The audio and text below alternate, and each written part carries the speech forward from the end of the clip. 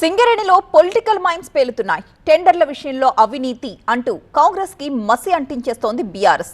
కేంద్రం పాత్రపైన కూడా సందేహాలు వ్యక్తం చేస్తోంది ఆ పార్టీ. అయితే అదంతా తూచంటోంది బీజేపీ. అవినీతి జరగలేదని ఎన్నిసార్లు చెప్పాలి మీకు అంటూ బీజేపీ ప్రశ్నిస్తోంది. ఈ విషయంలో కేటీఆర్ వర్సెస్ కిషన్ రెడ్డి అన్నట్టుగా డైలాగ్స్ నడుస్తున్నాయి. ఇంతకీ సింగరేణి గనుల్లో అసలు ఏం జరుగుతున్నట్టు? సింగరేణిలో అవినీతి జరుగుతుందంటూ పదే పదే బీఆర్ఎస్ ఆరోపణలు చేస్తోంది.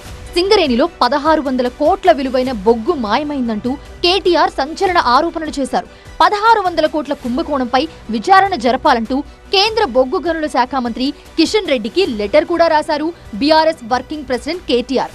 సింగరేణి నిల్వల నుంచి సీఎం 40 లక్షల టన్నుల బొగ్గును మాయం చేశారని, స్టాక్ యార్డుల్లో ఉండాల్సిన బొగ్గును అప్పనంగా అమ్ముకున్నారని ఆరోపించారు కేటీఆర్.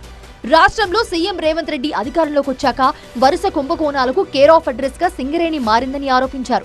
నైని కుంభకోణం మొదలుకొని వందల అక్రమాలు జరిగినా ఇంతవరకు కేంద్రం ఎందుకు స్పందించలేదంటూ లెటర్లో ప్రశ్నించారు. అన్ని టన్నుల బొగ్గు ఏమైందో వెంటనే విచారణ జరిపించి నిజాలేంటో తేల్చి బీజేపీ చిత్తశుద్ధిని నిరూపించుకోవాలని డిమాండ్ చేస్తూ కేటీఆర్ రాసిన లేఖకు కేంద్ర మంత్రి కిషన్ రెడ్డి రిప్లై ఇచ్చారు. గతంలో తన ఉత్తరాలకి బీఆర్ఎస్ సర్కార్ రిప్లై ఇవ్వలేదన్నారు. ఇప్పుడు కేటీఆర్ లేఖ రాయడం ఆశ్చర్యంగా ఉందన్నారు కిషన్ రెడ్డి. 49% కేంద్ర ప్రభుత్వాన్ని ఉన్నప్పటికీ కూడా ఏ విషయంలో కూడా కేంద్ర ప్రభుత్వాన్ని సంప్రదించడము, కేంద్ర ప్రభుత్వం ప్రమేయం ఉండడము, కేంద్ర ప్రభుత్వం నిర్ణయంలో భాగస్వాములు చేయడము గతంలో కాంగ్రెస్ పార్టీ చేయలేదు, 10 సంవత్సరాలు బీఆర్ఎస్ పార్టీ చేయలేదు, ఇప్పుడు వీళ్ళు కూడా చేయడం లేదు. కానీ ఈరోజు వాళ్ళ అవసరం వచ్చింది కాబట్టి నాకు ఉత్తరం రాసి ఈయన కూడా కుమ్మక్కయిందా, ఈయన కూడా భాగస్వామ్యం ఉందా అని తొండాట మాట్లాడుతున్నారు. ప్రధాని మోదీ నాయకత్వంలో పారదర్శకంగా కోల్ బ్లాక్ల కేటాయింపు జరుగుతోందన్నారు. యూపీఏ హయాంలో ఇష్టారీతిన కోల్ బ్లాక్లు కేటాయించారని, కానీ తామొచ్చాక కోల్ బ్లాక్స్ లో అనేక రీఫార్మ్స్ తెచ్చామన్నారు. సింగరేణిలో అసలు నష్టాలు ఎందుకు వస్తున్నాయి, సింగరేణి సొమ్మును ఇతర అవసరాలకు ఎందుకు వినియోగిస్తున్నారంటూ ప్రశ్నించారు ఎమ్మెల్యే కూనంనేని సాంబశివరావు. కార్మికుల సమస్యలను పరిష్కరించుకుంటే సమ్మెకు దిగుతామంటూ సింగరేణి క్యాలరీస్ వర్కర్స్ ఐటీయూసీ కేంద్ర కౌన్సిల్ సమావేశంలో హెచ్చరించారు ఎమ్మెల్యే కూనంనేని. పాత గవర్నమెంట్ దగ్గర నుంచి అలా అన్నిటికీ కామధేనులాగా దొరికింది.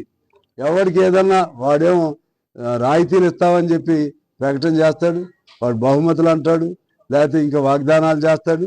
సొమ్ము అంతానేమో ఇక్కడిది, అత్త సొమ్ము అల్లడి దానం చేసినట్టుగా కార్మికుల కష్టంతో కూడిన ఈ సొమ్ము మొత్తం వాడికి ఇచ్చేస్తారు. అయితే సింగరేణిని రక్షించుకోవాలంటే ఏకైక మార్గం ఉందన్నారు కిషన్ రెడ్డి. బీఆర్ఎస్ ప్రభుత్వము చేసినటువంటి తప్పుడు నిర్ణయం కారణంగా కొంత కోల్ బ్లాక్స్ తీసుకోలేదు. వీళ్ళు ఒకటి ఒరిస్సాలో తీసుకున్నారు, 2 ఇక్కడ యాక్షన్కి వస్తే ప్రైవేట్ వాళ్ళకి ఇచ్చారు, 2-3 బ్లాకులు ప్రైవేట్ వాళ్ళకి ఇచ్చారు ఇక్కడ మన తెలంగాణలో.